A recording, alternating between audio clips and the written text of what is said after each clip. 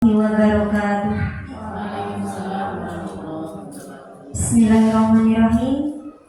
Ya, yang terhormat Ibu Suswati Budi Sejati selaku Kepala Sekolah SD SMP Sarta Penawangan, Bapak Ibu Guru yang saya hormati beserta staf dan karyawan yang berbahagia. Puji syukur kepada Allah Subhanahu wa Ta'ala. Pada kesempatan hari ini kita dapat berkumpul di gedung SMP ini dalam keadaan sehat walafiat, tiada kurang suatu apapun. Kedua kalinya salawat serta salam semoga tercurahkan kepada baginda Rasulullah Nabi Muhammad Sallallahu Alaihi Wasallam. Semoga kita semua mendapatkan syafaatnya di yaumul kiamah kelak. Amin amin ya rabbal alamin. Pada kesempatan pagi hari ini, dalam kegiatan diseminasi calon guru penggerak angkatan 10 oleh Bapak Nili Heri Supriyanto, Sarjana Pendidikan, saya akan membacakan susunan acara. Acara yang pertama yaitu sambutan dari Kepala Sekolah, sekaligus meresmikan pembuatan komunitas belajar kepada beliau. Persilakan. Terima kasih kepada pembawa acara Ibu Aini. Alhamdulillah, syukurlah. Marilah kita saya awali dulu. Assalamualaikum warahmatullahi wabarakatuh. Rekan-rekan, alhamdulillah, puji syukur kehadirat Allah. Hari ini sehat semua. Kemudian salawat dan salam terhadap Nabi besar Muhammad Sallallahu Alaihi Wasallam. Hari ini ada kegiatan yang cukup menggembirakan, di mana salah satu teman kita sudah bergerak untuk bergabung dalam guru penggerak. Ya, monggo. Nanti dilanjut juga untuk teman-teman yang lain, rekan guru yang lain. Sehingga nanti apa yang diharapkan pemerintah terkait dengan program-program penggerak yang berkaitan juga dengan kurikulum merdeka yang di tahun ini nanti akan dijadikan sebagai kurikulum nasional. Mau tidak mau, suka tidak suka, karena kita adalah abdi negara yang bergerak di bidang pendidikan, sehingga ya harus mensukseskannya. Terima kasih Pak Nidi ya, sudah bergabung dan mencoba mensukseskan program guru penggerak, dan salah satunya ini adalah bagian dari tugas maupun kegiatan di guru penggerak angkatan ke-10. Jadi monggo nanti nilainya juga bergerak. Nah, di situ ada syarat-syarat termasuk masa kerja, tetapi saya yakin kalau yang di SD 3 aja sudah lebih masa kerjanya. Ini, jadi monggo nanti tahun depan disusul guru-guru yang lain. Karena peluang guru penggerak itu selain kepala sekolah, penjenengan untuk berikutnya bisa juga untuk pengawas. Pengawas nanti adalah pengawas satuan pendidikan. Penjenengan dari SD bisa mengawasi di SMP, bisa juga di PAUD. Jadi lebih luas. Monggo untuk menyikapi dan bergerak tanpa meninggalkan tugas utama mengajar. Kemudian hari ini ada kegiatan yang akan dilakukan, yaitu diseminasi yang akan diprakarsai oleh Pak Lili. Jadi nanti ini Pak Lili mengimbaskan apa yang sudah dipelajari, apa yang sudah dilakukan Pak Lili dalam kegiatan CGP. Nanti Bapak Ibu akan diberikan imbas, berbagi ilmunya. Jadi kedepannya nanti kalau sudah ada satu teman yang sudah masuk, otomatis teman yang lain bisa untuk mengikuti. Nah, kemudian yang ketiga, dalam kaitannya ini kita sudah diprakarsai di depan rekan-rekan ada yang berkomunitas belajar Serawung Guru. Nah, ini sudah diprakarsai, jadi ini nanti sebagai tunas yang untuk dikembangkan. Jadi Bapak Ibu sudah memiliki komunitas belajar Serawung Guru, walaupun belum bisa didaftar ke PNM, karena di PNM ada syarat-syaratnya, di mana dasarnya adalah ketika dalam sekolah itu ada bersertifikat berdasarkan yang di PNM. Nah, semoga nanti Mbak Bu Endang sudah dapat satu, monggo yang lainnya pokoknya mencoba menyusun aksi nyata, sehingga nanti kalau sudah 3, nanti ini dilengkapi struktur organisasi, kegiatan, kemudian laporan kegiatan. Nah, itu nanti kita bisa mengeluarkan sertifikat sendiri, dan itu bisa untuk penunjang SKP Bapak Ibu. Jadi semacam KKG, tetapi tingkatnya sekolah melalui komunitas belajar. Jadi nanti tidak usah ini sudah terlalu sulit, tidak, monggo. Boleh nih sudah memasukkan aksi nyata, ya tetap kalau perlu banding, monggo dilakukan banding agar mempercepat turunnya sertifikat. Kemudian yang lainnya dilanjutkan membuat. Jadi di sela-sela waktu pembelajaran, pas jam 12 selesai mengajar, kita masih ada waktu 2 jam sampai dengan kita presensi pulang. Monggo itu dimanfaatkan. Memang job kita adalah dari jam 7.15 hingga jam 2.15. Ketika kita banyak menggunakan alasan ini dan itu sebenarnya menunjukkan kita belum bisa mengelola, sehingga ke depannya monggo ditindaklanjuti ini semuanya. Ini khususnya saya juga menasihati diri saya sendiri, karena kesibukan akhirnya ada beberapa agenda yang tidak bisa tercover. Tapi yakin untuk teman-teman yang di sini, saya yakin bisa. Kemudian berikutnya, baik kita hari ini sekaligus kita resmikan ya, dengan mengucap Bismillahirrahmanirrahim. Saya nyatakan Kombel Serawung Guru SDN 3 Lajer diresmikan. Terima kasih. Nantinya semoga membawa peningkatan kompetensi bagi guru-guru yang ada di SDN 3 Lajer, semakin berjaya, semakin berkualitas, dan monggo nanti terus berlanjut. Yang kalau yang lainnya merasa tidak nyaman mendaftar CGP, bisa mendaftar PA-nya, bisa mendaftar yang penelaah aksi nyata. Ini juga banyak, ini juga bernilai. Jadi nanti teman-teman tidak hanya bergaul dalam lingkungan satu kecamatan, nanti bisa tambah pergaulan, tambah ilmu. Itu Bapak Ibu, dan kita ucapkan selamat ke Bapak ini atas progresnya di CGP. Semoga kedepannya semakin sukses di pandeminya dan bisa menginspirasi teman-teman. Terima kasih. Assalamualaikum warahmatullahi wabarakatuh.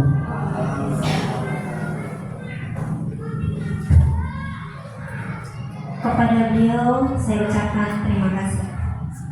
Acara selanjutnya yaitu diseminasi calon guru penggerak oleh Bapak Lili Heri Supriyanto. Sebelum acara dilanjutkan, saya sebagai pembawa acara mohon maaf apabila ada tutur kata yang kurang berkenan. Saya tutup pidato saya hari ini dengan pantun, megah-megah megah di kapal selam. Sayang, hilang karena terjatuh. Saya tutup pidato dengan salam. Wassalamualaikum warahmatullahi wabarakatuh.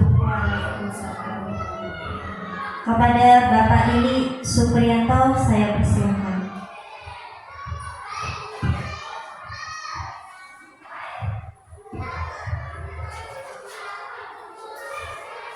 Bismillahirrahmanirrahim. Assalamualaikum warahmatullahi wabarakatuh. Yang kami hormati Kepala SD Negeri 3 Lajer, SMP Negeri 3 Sabata Penawaran, Ibu Suswati Trisjati. Yang kami hormati Bapak Ibu Guru SD Negeri 3 Lajer, SMP Negeri 3 Sabata Penawaran yang terkenal hadir, matur suwun. Pertama, alhamdulillahirrahmanirrahim. Hari ini kita masih diberikan kesempatan untuk berjumpa nih Bapak Ibu, untuk mengikuti acara diseminasi calon guru penggerak angkatan 10. Yang kedua adalah sholawat dan salam kepada Nabi Muhammad SAW. Allahumma sholli ala sayyidina Muhammad wa ala ali sayyidina Muhammad. Semoga kita semua yang hadir di sini kelak diakui menjadi umatnya dan mendapatkan syafaatnya. Amin ya rabbal alamin.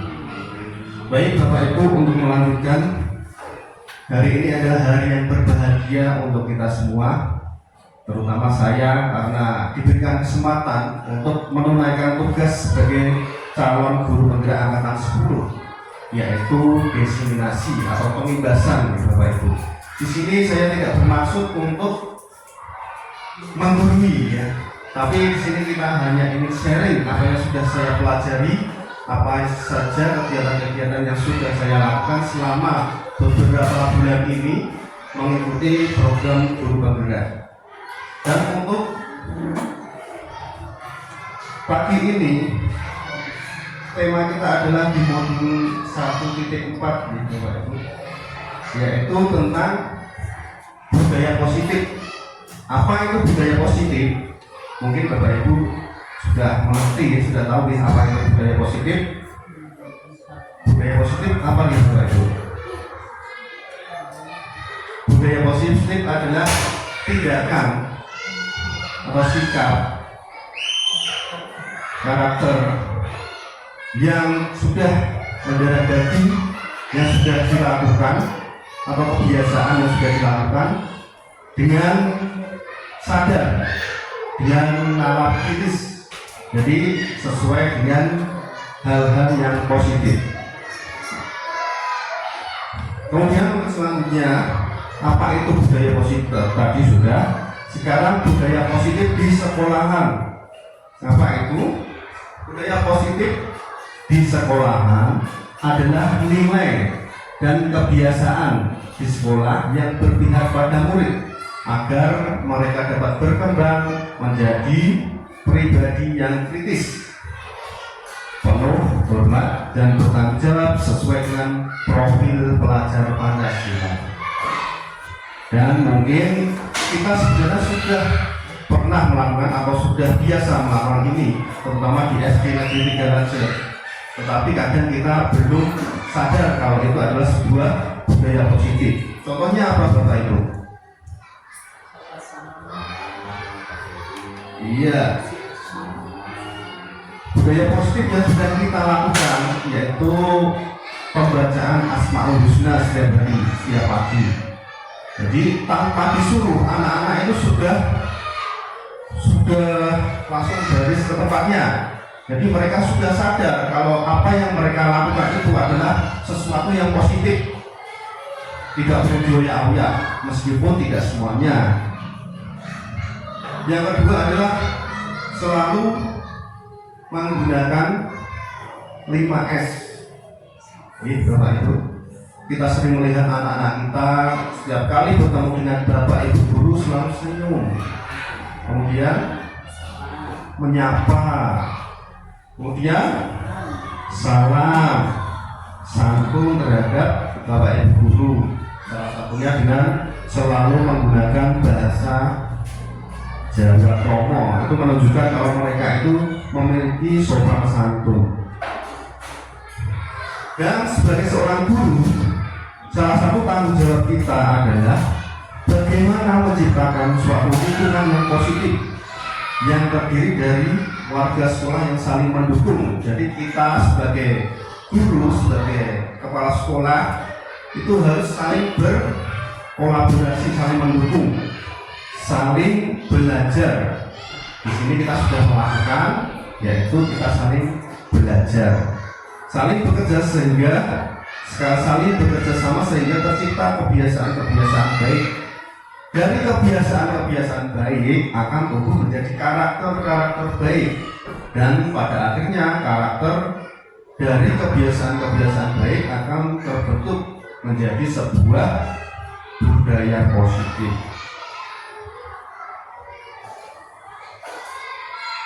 Dan untuk menciptakan budaya positif itu ada konsep-konsepnya, Bapak Ibu. Yang pertama adalah disiplin positif. Yang kedua, teori motivasi hukuman, penghargaan restitusi, keyakinan kelas, kebutuhan dasar manusia, restitusi 5 posisi kontrol, dan yang terakhir adalah segitiga restitusi. Jadi kita akan membahas satu persatu dari konsep-konsep tersebut. Yang pertama adalah disiplin positif. Disiplin positif itu menurut KHD Ki Hajar Dewantara, di mana ada kemerdekaan, disitulah harus ada disiplin yang kuat. Sungguh pun disiplin itu bersifat self disiplin, yaitu kita sendiri yang mewajibkan kita dengan sekeras-kerasnya. Jadi harus datang dari diri kita terlebih dahulu. Tetapi itu sama saja, sebab kalau kita tidak cakap melakukan self disiplin, wajiblah penguasa lain mendisiplinkan diri kita. Dan peraturan demikian itulah harus ada di dalam suasana yang merdeka. Sedangkan menurut Dian, disiplin diri juga mempelajari bagaimana cara kita mengontrol diri. Ya, kita harus bisa mengontrol diri dan bagaimana menguasai diri untuk memilih tindakan yang mengacu pada nilai-nilai yang kita hargai. Disiplin sebagai bentuk kontrol diri, yaitu belajar untuk kontrol diri agar dapat mencapai suatu tujuan mulia. Dan hasil dari disiplin itu sendiri adalah kebajikan, nilai kebajikan, sesuatu yang baik dan bisa diterapkan di dalam kurikulum kita, yaitu yang sedang tenar apa Bapak Ibu? Profil pelajar Pancasila. Profil pelajar Pancasila wonten 6 nggih. Napa mawon? Beriman, bertakwa kepada Tuhan Yang Maha Esa dan berakhlak mulia. Kemudian yang kedua adalah mandiri, kreatif, bernalar kritis dan bergotong royong, berkebinekaan global. Ya, sekarang ada pertanyaan ini Bapak Ibu. Mungkin Bapak Ibu bisa menjawabnya. Yang pertama adalah bila di sekolah Anda tidak ada aturan yang memberikan surat teguran bagi karyawan yang sering datang terlambat. Jadi kalau tidak ada teguran atau tidak ada atasan yang memberikan Anda penghargaan menjadi karyawan terbaik karena sering tepat waktu. Jadi tidak ada teguran kalau terlambat dan tidak ada hadiah kalau berangkatnya tepat waktu. Apakah Anda akan tetap datang tepat waktu, Bapak Ibu, mengajar ini? Pasti ya, Alhamdulillah. Jelaskan alasannya, coba. Mungkin Bapak Ibu ada yang mewakili menjelaskan. Nanti alasan yang dilaksanakan. Oh iya, karena itu merupakan suatu kewajiban ya, tanggung jawab kita terhadap tugas, dan yang paling penting adalah terhadap Allah Subhanahu wa Ta'ala. Nah, sekarang pertanyaan yang kedua. Nilai-nilai kebersihan apa yang Anda rasakan penting saat ini untuk ditanamkan pada murid-murid Anda di kelas? Kira-kira kebersihan apa itu yang perlu ditanamkan saat ini? Oke, jujur. Kira-kira yang paling dibutuhkan jujur, terus apa lagi Bapak Ibu? Disiplin, sopan. Terus sopan santun ya 5S tadi. Karena di zaman yang modern ini suasana sudah memprihatinkan, di mana sikap anak-anak itu sekarang sudah jarang yang memiliki sopan santun.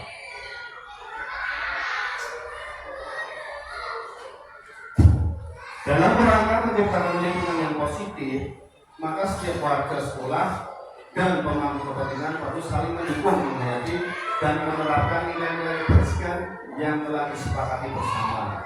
Jadi ada kolaborasi setiap warga sekolahan antara guru, kepala sekolah, karyawan, komite, dan bahkan anak-anak juga. Tujuan utamanya dari penerapan disiplin positif adalah agar terbentuk murid-murid yang berkarakter, berdisiplin, santun, jujur, peduli, bertanggung jawab, dan merupakan pembelajar sepanjang hayat. Pembelajar sepanjang hayat ini penting karena kita harus mau belajar setiap dari sampai usia.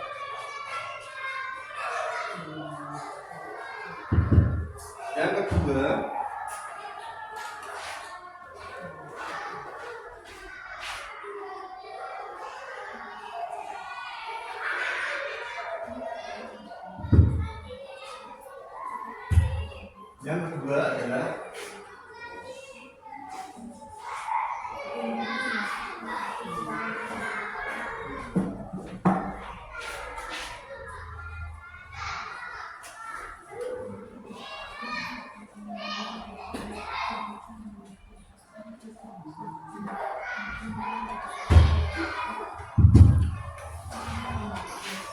adalah teori motivasi hukuman dan penghargaan, di mana ini sering kita lakukan. Kita sering dan ini sebenarnya tidak boleh, tetapi ini karena sudah menjadi kebiasaan.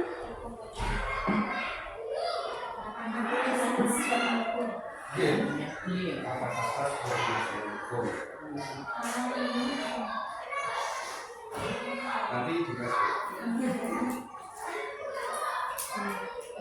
menurut J. Bosen menyatakan 3 motivasi perilaku manusia. Yang pertama adalah untuk menghindari ketidaknyamanan atau hukuman. Jadi anak-anak berbuat sesuatu karena mereka menghindari hukuman. Misalkan dia datang terlambat, ternyata dia itu punya motif, wah ini nanti kalau saya terlambat pasti saya dapat hukuman, disuruh berdiri di bawah tiang meja, di bawah tiang juga. Yang kedua adalah untuk mendapatkan imbalan atau penghargaan dari orang lain. Jadi mereka melakukan sesuatu karena ingin dikasih hadiah dari bapak ibu guru. Kemudian yang ketiga, untuk menjadi orang yang mereka inginkan dan menghargai diri sendiri dengan nilai-nilai yang mereka percaya. Jadi ini atas kesadaran sendiri.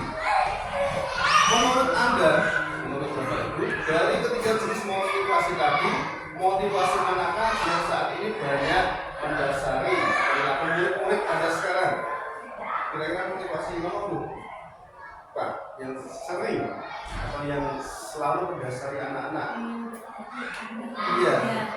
Jadi anak-anak itu masih ingin mendapatkan hadiah. Mereka melakukan sesuatu karena ingin mendapatkan hadiah.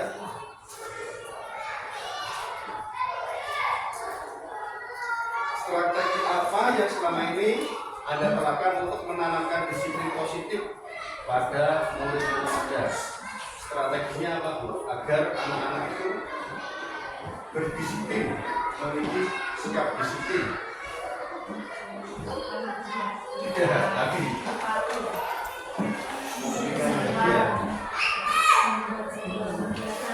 membuat jadwal kegiatan. Hasilnya bagaimana Bapak Ibu? Sukses? Belum. Kalau kita memberikan hadiah, biasanya anak-anak itu bukan timbul karena motivasi keinginan diri sendiri, tapi karena hanya ingin mendapatkan sesuatu.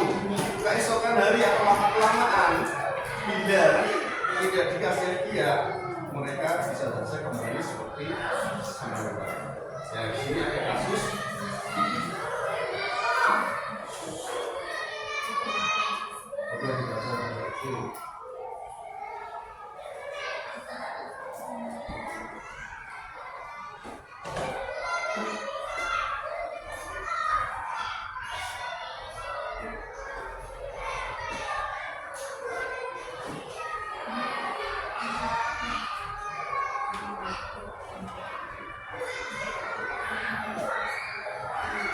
jadi di sini Iva kurang menguasai pelajaran matematika, sehingga pada saat pelajaran tersebut dia lebih banyak berdiam diri atau menggambar di buku pelajarannya.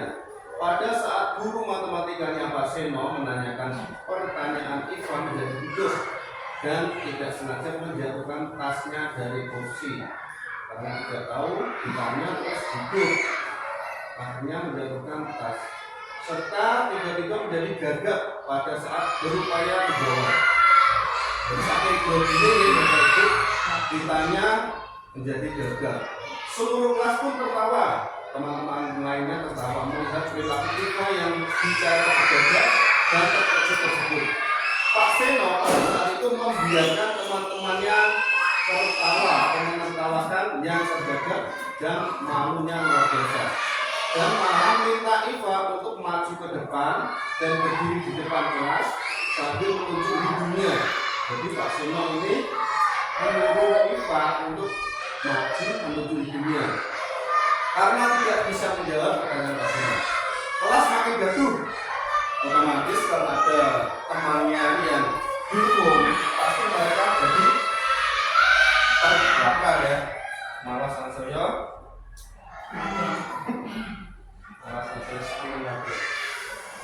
kelas makin gaduh dan anak-anak pun tertawa melihat Iva di depan kelas memegang ujung hidungnya. Nah sekarang pertanyaannya, apakah Anda setuju dengan tindakan Pak Seno terhadap Iva? Setuju atau tidak Ibu? Rasanya karena bisa menjatuhkan mental dari anak yang berpengalaman. Menurut Anda, tindakan Pak Seno ini hukuman atau konsekuensi begitu? Termasuk hukuman karena berupa fisik, disuruh berdiri. Nah, sekarang ini juga ada pertanyaan. Coba Bapak Ibu tentukan ini hukuman atau konsekuensi. Yang pertama, mencatat 100 kali di dalam buku kalimat, saya tidak akan terlambat lagi karena terlambat di sekolah. Ini hukuman atau konsekuensi Bapak Ibu? Hukuman karena disuruh mencatat banyak sekali. Kemudian yang kedua, lari mengelilingi lapangan basket 2 kali karena terlambat hadir. Hukuman atau konsekuensi? Hukuman lagi. Yang ketiga, membersihkan coretan yang dibuatnya di meja tulis. Konsekuensi atas perbuatannya. Yang keempat, murid diminta untuk push up 15 kali. Nah, yang kelima, membersihkan tumpahan air di meja tulis karena tersenggol pada saat belajar. Konsekuensi. Berarti ini Bapak Ibu lebih paham daripada saya ini. Kemudian yang ketiga selanjutnya adalah keyakinan kelas. Mungkin kita belum menerapkan ini ya Bapak Ibu, tapi saya sudah menerapkannya.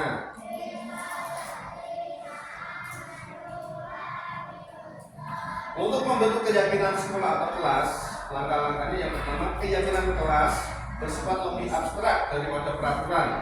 Jadi bedanya keyakinan kelas dengan peraturan itu apa, Bapak? Peraturan dibuat tapi sudah menjadi tata. Iya. Jadi peraturan itu dibuat sepihak. Misalnya peraturan sekolah, berarti kan yang membuat sekolahan saja, tanpa campur tangan atau melibatkan pihak murid. Kalau keyakinan itu dibuat bersama antara Bapak Ibu guru dengan siswa. Keyakinan kelas berupa pertanyaan universal. Pernyataan keyakinan kelas senantiasa dibuat dalam bentuk positif, jadi tidak menghakimi. Keyakinan kelas hendaknya tidak terlalu banyak, sedikit saja Bapak Ibu, tidak usah banyak-banyak, karena untuk agar anak-anak itu bisa hafal ya, bisa hafal apa yang sudah belajar ini. Keyakinan kelas biasanya sesuatu yang dapat diterapkan di lingkungan tersebut, bisa diterapkan, tidak hanya tulisan saja. Semua warga kelas hendaknya ikut berkontribusi dalam pembuatan keyakinan kelas lewat kegiatan curah pendapat. Ini yang saya maksud tadi Bapak Ibu. Jadi siswa dilibatkan, bersedia meninjau kembali keyakinan kelas dari waktu ke waktu. Jadi ini contoh yang sudah saya buat kemarin. Ini yang kita lakukan.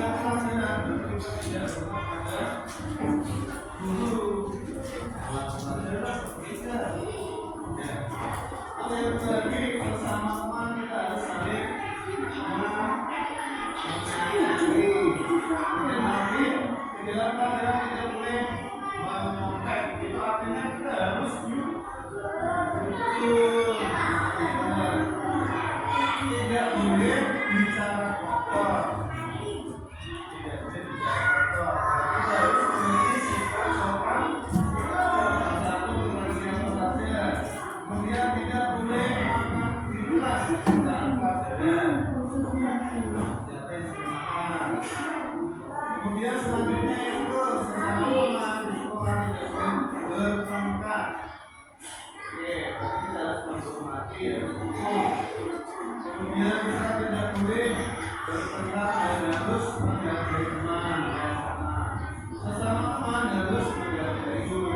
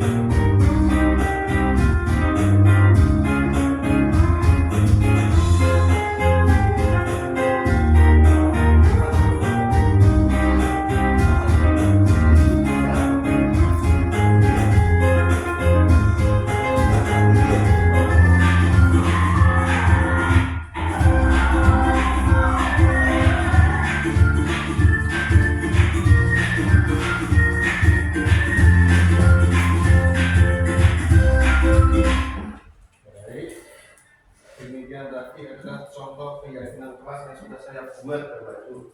Jadi langkah-langkahnya seperti tadi, siswa dilibatkan atau disuruh mencurahkan isi hatinya. Jadi kalau mereka sudah mencurahkan, itu biasanya lebih mengena. Mereka akan senang hati untuk melakukan keyakinan-keyakinan yang sudah dibuat tadi. Mungkin Bapak Ibu nanti bisa mempraktekannya di kelasnya masing-masing. Tetapi mungkin untuk tahun ajaran depan karena ini sudah di akhir ya. Selanjutnya adalah 5 kebutuhan dasar manusia.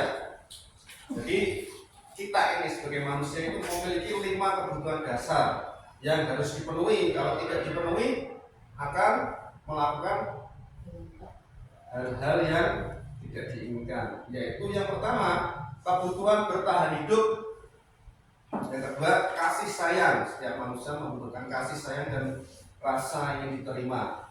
Yang ketiga penguasaan atau kebutuhan pengakuan dan kemampuan. Yang keempat adalah kebebasan, yaitu kebutuhan akan pilihan, bebas memilih. Yang kelima kesenangan, kebutuhan untuk merasa senang. Jadi mereka merasa memiliki hak untuk senang. Dan sekarang adalah dunia berkualitas. Dunia berkualitas Anda adalah tempat khusus dalam pikiran Anda, tempat Anda menyimpan gambaran representasi dari semua yang Anda inginkan. Bisa berisi orang-orang, hal-hal, dan apa saja yang terbaik dalam hidup Anda dan membuat Anda merasa bahagia dan terpenuhi kebutuhan dasar Anda. Jadi dunia berkualitas ini kita menyisihkan pemikiran kita untuk menyimpan memori-memori yang khusus, yang isinya itu orang-orang yang Anda cintai, hal-hal apa saja yang Anda senangi, dan lain sebagainya. Murid kita juga mempunyai gambaran dunia berkualitas mereka. Jadi setiap individu, setiap manusia itu memiliki dunia berkualitas. Tentunya sebagai guru kita ingin mereka memasukkan hal-hal yang bermakna dan nilai-nilai kebajikan yang hakiki ke dalam dunia berkualitas mereka. Untuk membantu Anda, jawablah pertanyaan-pertanyaan di bawah ini. Siapakah orang-orang yang paling penting dalam hidup Anda? Siapa Bapak Ibu? Yang paling penting, ya, keluarga pastinya keluarga, tidak siapa-siapa lagi, keluarga. Yang kedua, nilai-nilai kebajikan apa yang terpenting dalam hidup Anda? Nilai-nilai kebajikan apa yang terpenting dalam hidup Anda? Ada Kasih sayang. saya. Apa lagi? Apakah beribadah dan kasih sayang? Pengakuan, ini enggak? Ini diakui, ini loh saya guru. Sudah baik pada sama. Oke. Kemudian kalau Anda menjadi orang yang ideal, karakter atau sifat apa yang Anda paling inginkan ada pada diri Anda? Karakter, kita sebagai seorang guru inginnya memiliki karakter apa? Humble, mudah, sosialisasi belajar saja. Nah, terutama dengan murid-murid yang agak sulit dalam belajarnya. Apa pencapaian Anda yang Anda sangat banggakan selama Anda hidup, dari lahir sampai sekarang? Pencapaian yang paling Anda banggakan itu apa? Kalau saya pribadi, saya menjadi seorang guru ini sudah membanggakan karena saya apa ya? Prosesnya memang. Jadi fakultas lain kan ya. Selamat prosesnya sebenarnya bisa membesarkan anak itu juga sebuah gitu. Jadi seorang ibu sudah bermuncul itu sudah apa pekerjaan ideal bagi Anda? Pekerjaan yang paling ideal itu apa? sebagai guru.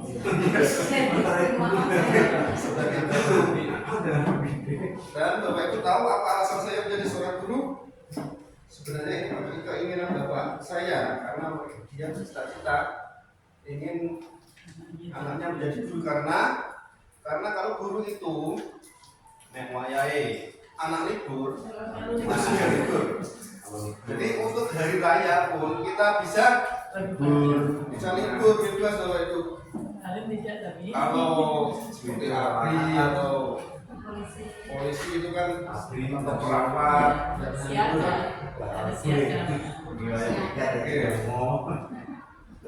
jadi mungkin saat ini yang saya rasakan posisi atau pekerjaan yang paling enak, tapi tanggung jawabnya besar.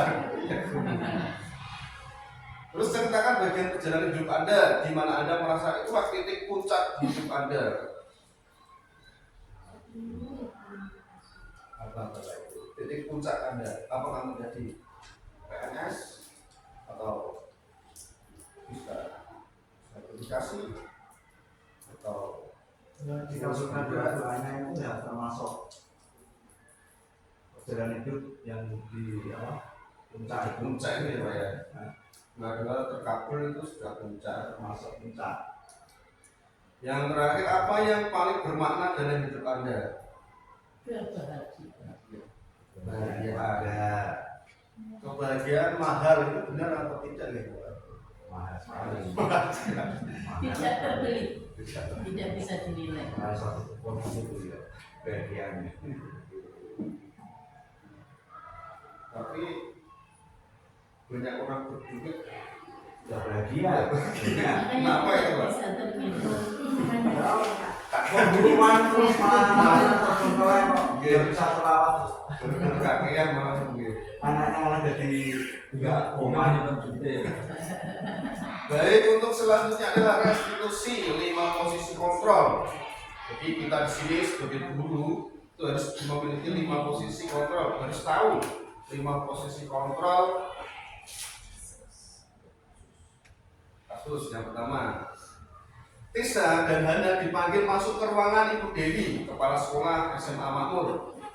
Ibu Dewi baru saja mendapat pengaduan dari Ibunda Tisa bahwa Hana menggunakan kata-kata kasar dan merendahkan Tisa di sosial media. Jadi Tisa ini mendapatkan bullying lewat medsos. medsos. Nah, sekarang pertanyaannya, bila ada adalah seorang kepala sekolah, ini berandai-andai gitu Pak Ibu. Bila ada seorang kepala sekolah, penerapan disiplin apakah yang akan Anda lakukan untuk kasus Hana? Ya, itu membayarnya di media sosial di rumah atau di sekolah? Iya. Tidak bisa, Kata-kata itu tidak bisa di. kan nggak bisa diketahui. Iya, Kalau nah ya, tapi kalau di sekolahan itu pastinya dulu kan kontrol bawa HP enggak, apa saja yang dia lakukan di sekolah kan bisa dikontrol. Kalau di rumah dia kan kita nggak tahu tuh. Ini tapi karena itu tinggal tamannya itu masih tanggung jawab Pak Ibu. Iya, tanggung jawab itu bukan hanya guru saja, orang tua juga. Oke. Berarti ini sebagai seorang kepala sekolah, penerapan disiplin yang akan Anda lakukan untuk kasus Hana ini, misalkan kalau dampaknya sampai ke sekolahan. Iya. Ini bagaimana? Atau itu diklarifikasi dulu. Iya, Kemudian yang kedua, kemudian melakukan pendekatan antara keduanya. Jadi kita sebagai guru maupun kepala sekolah itu harus melakukan mediasi. Jadi kita tidak bisa langsung menjudge bahwa dia itu melakukan kesalahan dengan melakukan bullying di medsos. Nah, dari situ maka kita harus melakukan mediasi keduanya, mencari akar permasalahan, kemudian memberikan gambaran kepada anak apapun yang dilakukan tentang merendahkan di media sosial itu sudah termasuk salah satunya. Terima kasih untuk Ibu Kepala Sekolah yang sudah memberikan masukannya kepada kita semua. Dan itu adalah langkah-langkah yang terbaik. Nah, berikut adalah penjelasan dari 5 posisi kontrol. Yang pertama adalah penghukum. Senangannya penghukum. Seorang penghukum bisa menggunakan hukuman fisik maupun verbal. Jadi tidak hanya menggunakan fisik, tetapi lewat kata-kata pun bisa menyakiti orang lain. Yaitu biasanya dengan nada suaranya tinggi, bahasa tubuh, mata melotot. Kalau menghukum biar ditakuti, mata melotot, dan jari menunjuk-nunjuk atau menghardik. Dan hasilnya apa Bapak Ibu? Apakah mereka takut? Tidak. Tidak, mereka itu akan membekas dalam hatinya sehingga kemungkinan murid menjadi marah dan mendendam atau bersifat agresif. Biasanya kata-katanya patuhi aturan saya atau awas. Jadi seperti apa? Awas. Sekali. Ancaman gitu. Ancaman. Kamu selalu saja salah. Ini menghukum ya Bapak Ibu. Jadi kita tidak sadar kalau selama ini kadang itu kita itu juga menghukum melalui kata-kata. Selalu, pasti selalu yang terakhir selesai. Kasihan ya Bapak Ibu. Just. Posisi penghukum. Sekarang yang kedua adalah pembuat merasa bersalah. Pembuat merasa bersalah akan menggunakan keheningan yang membuat orang lain merasa tidak nyaman. Bintang itu ya, orang-orang gak nyaman. Aku salah apa kok sih mungkin? Atau rendah ini. Kata-kata yang keluar dengan lembut akan seperti ibu sangat kecewa sekali dengan kamu. Ya, cuma hanya dengan kata-kata ibu sangat kecewa sekali dengan kamu. Jadi anak-anak itu berpikir, apa yang membuat saya mengecewakan bapak guru? Mereka jadi merasa bersalah. Berapa kali Bapak harus memberitahu kamu ya? Berapa kali Bapak harus memberitahu kamu ya? Dan seakan-akan anak ini kan bebal, sulit untuk dikasih tahu. Dan hasilnya murid akan merasa bersalah telah mengecewakan ibu atau bapak guru. Posisi kontrol yang ketiga adalah sebagai teman. Guru pada posisi ini tidak akan menyakiti murid, namun akan tetap berupaya mengontrol murid melalui persuasi. Jadi guru ini bertindak sebagai teman dari sang murid. Ini ada positif dan negatifnya. Perkataannya biasanya yang sering diucapkan, ayo bantulah demi bapak ya, seakan-akan sudah terjadi keakraban antara keduanya. Ayo ingat tidak bantuan bapak selama ini. Ayo ingat tidak bantuan bapak selama ini. Jadi biasanya kalau antara teman itu kan saling membantu, tidak ada rasa okewo, seakan-akan sering membantu. Ya sudah, kali ini tidak apa-apa, nanti ibu bantu bereskan, membantu membereskan. Dan hasilnya, apabila guru bertindak di posisi kontrol sebagai teman, murid akan merasa senang dan akrab dengan guru. Ini termasuk dampak positif. Hanya saja di sisi negatif, murid menjadi tergantung pada gurunya. Karena bertindak sebagai teman, jadi ya seperti ya ada sikap-sikap seperti meremehkan gitu. Yang keempat adalah posisi pemantau. Seorang pemantau sangat mengandalkan perhitungan catatan data yang dapat digunakan sebagai bukti atas perilaku seseorang.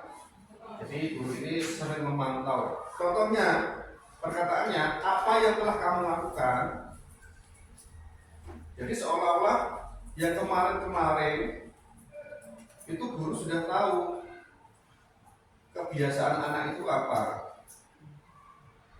sanksi atau konsekuensinya apa. Hasilnya murid memahami konsekuensi yang harus dijalankan karena telah melanggar salah satu peraturan sekolah.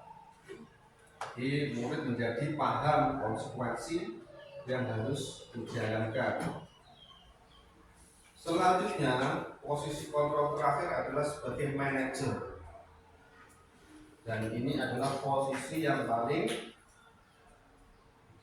harus dimiliki seorang guru. Sebagai manajer, bukan sebagai penghukum atau sebagai pembuat masalah, merasa bersalah, atau sebagai teman. Yang kelima, posisi kontrol manajer. Posisi di mana guru berbuat sesuatu bersama dengan murid, mempersilahkan murid mempertanggungjawabkan perilakunya, mendukung murid agar dapat menemukan solusi atas permasalahannya sendiri. Jadi sebagai manajer, kita tidak menyalahkan murid, tetapi kita membantu mereka untuk menyelesaikan masalahnya sendiri, mencari solusinya. Jika kamu meyakininya, apa kamu bersedia memperbaikinya? Itu adalah contoh kata-katanya. Pada posisi manajer, guru akan mengembalikan tanggung jawab pada murid untuk mencari jalan keluar permasalahannya. Tentu saja ini dengan bimbingan guru. Yang ketiga adalah yang terakhir, segitiga restitusi. Yang pertama, sisinya adalah menstabilkan identitas. Apabila anak-anak memiliki kesalahan atau membuat kesalahan, yang pertama kita tidak boleh langsung menjudge, kamu salah, kamu harus begini. Nanti posisinya jadi penghukum lagi. Bagian dasar dari segitiga bertujuan untuk mengubah identitas anak dari orang yang gagal karena melakukan kesalahan menjadi orang yang sukses. Sudah tahu anak itu terlambat, kita jangan kok telat betul. Nah, tapi kita menstabilkan, membuat anak itu tidak merasa bersalah. Maksudnya anak itu tidak terbebani dengan kesalahannya. Contohnya seperti ini, berbuat salah itu tidak apa-apa. Memang pertama itu seperti meyakinkan kalau berbuat salah itu tidak apa-apa. Tapi kedepannya harus dikasih solusi. Tidak ada manusia yang sempurna. Berarti guru ini menyatakan bahwa setiap manusia pasti pernah berbuat salah. Saya juga pernah melakukan kesalahan seperti itu. Kita bisa menyelesaikan ini. Terus Bapak Ibu tidak tertarik mencari siapa yang salah, tapi Bapak Ibu ingin mencari solusi dari permasalahan itu. Tentu akan sulit melakukan restitusi bila anak yang berbuat salah terus berfokus pada kesalahannya. Kita tidak boleh memfokuskan kalau anak itu malah konsentrasinya ke apa yang diperbuatnya, apa kesalahannya. Ada 3 alasan untuk ini. Yang pertama, rasa bersalah menguras energi. Orang kalau merasa bersalah biasanya pikiran terus, mikir nggak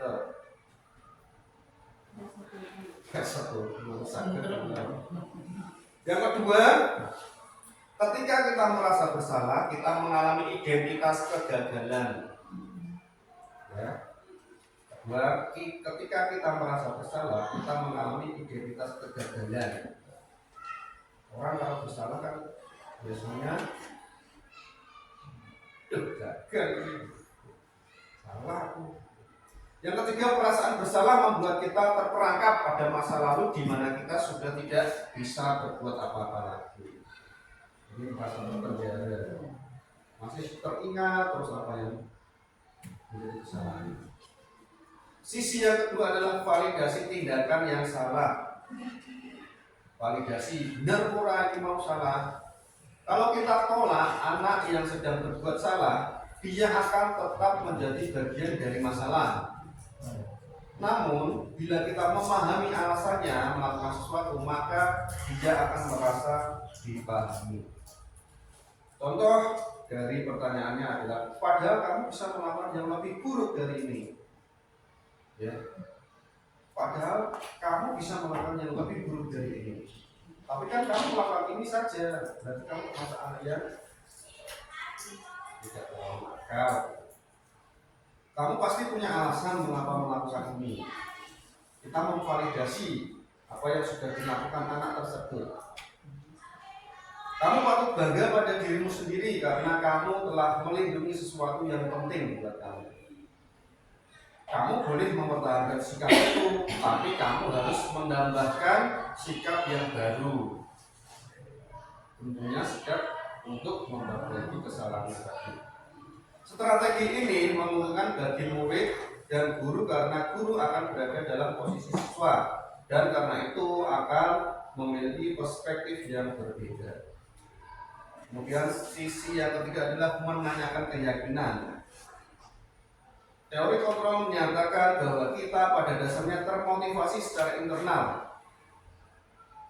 Itu baik Bapak Ibu, motivasinya internal.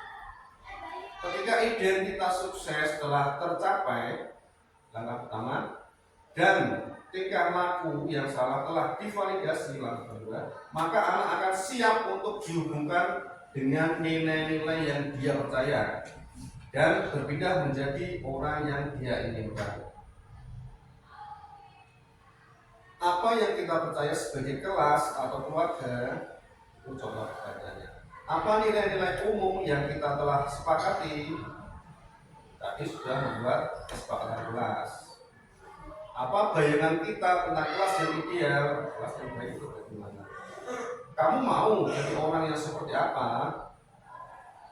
Guru dapat membantu dengan bertanya, seperti apa jika mereka menjadi orang yang seperti itu? Ketika anak sudah mendapat gambaran yang jelas tentang orang seperti apa yang mereka inginkan, guru dapat membantu anak-anak tetap fokus pada gambaran tersebut.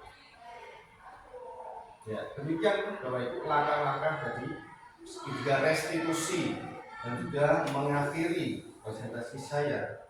Saya atas nama pribadi calon guru pembimbing angkatan 10 mengucapkan terima kasih kepada Ibu Suswati karena telah memberikan fasilitas dan izin untuk melaksanakan diseminasi ini. Dan juga Bapak Ibu semua yang telah berkenan hadir meluangkan waktunya untuk mendukung saya, karena kalau saya tidak didukung tentu saja saya akan gagal, tidak dapat nilai. Dan kalau sudah tidak dapat nilai berarti tidak dapat sertifikat. Kalau tidak dapat sertifikat berarti tidak bisa lulus. Itu Bapak Ibu. Terima kasih untuk sedikit kali ini. G.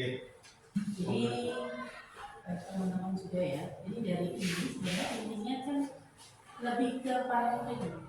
Kalau kita kaitkan di situ, di mana kewajiban kita itu seorang guru, di mana masa sekarang memang di dalam PMN pun ditekankan tidak ada lagi bullying. Bullying itu baik secara fisik maupun secara verbal. Dan yang lebih terserap di anak itu ketika secara verbal. Karena mungkin Bapak Ibu juga pernah merasakan dan mungkin ada memori ketika masih kecil atau ketika masih sekolah dulu pernah dikatakan sesuatu hal dengan gurunya itu masih ada yang tersimpan. Dan mengapa kurikulum yang sekarang itu menghendaki hal-hal itu tidak ada? Karena ingin bahwa anak-anak itu tidak pernah menyimpan memori yang terlalu tidak baik. Karena itu akan mengganggu kreativitas dia, kemudian untuk mengembangkan dia lebih dari takut untuk salah, takut untuk menghadapi sulit. Jadi dari yang dipaparkan Mbak Lili ini cukup bagus, sehingga nanti monggo kita bersama-sama mencoba. Karena namanya komunitas belajar itu bersama-sama kita mencari yang terbaik, kemudian diaplikasikan, kemudian nanti tetap kita lakukan evaluasi agar Bapak Ibu nanti lebih bisa merasakan, oh ini tindakan yang kemarin akhirnya hasilnya seperti ini, walaupun pendidikan itu tidak bisa instan. Maka di sini tadi sudah dipaparkan berbagai hal agar anak-anak kita ini menjadi lebih baik karakternya, lebih potensial keilmuannya, dan nantinya dia menjadi generasi-generasi yang lebih baik. Kemudian nanti mulai kita terapkan ini. Di situ tadi ada beberapa hal yang terkait bagaimana mengelola siswa. Dan satu hal lagi, untuk ini ada sebuah di dalam sejarah Islam itu ada, didiklah anak-anakmu sesuai zamannya. Jadi mungkin ketika kita dulu pernah dipentingkan untuk punishment, tapi sekarang tidak. Jadi upayakan anak digiring untuk memahami sebenarnya mengapa dia itu dikatakan salah, mengapa dia melakukan kesalahan. Jadi anak ditekankan untuk mengobservasi sendiri, kita hanya memberikan panduan. Ini tidak mudah Bapak Ibu, tetapi saya yakin Bapak Ibu bisa. Itu saja tambahannya Pak Lili. Terima kasih. Assalamualaikum warahmatullahi wabarakatuh. Oke, Bapak Ibu, demikian presentasi dari kami dalam guru penggerak angkatan 10. Semoga pengibasan ini dapat bermanfaat untuk kita semuanya. Amin. Assalamualaikum warahmatullahi wabarakatuh. Waalaikumsalam. Beri aplaus ke Pak Lili.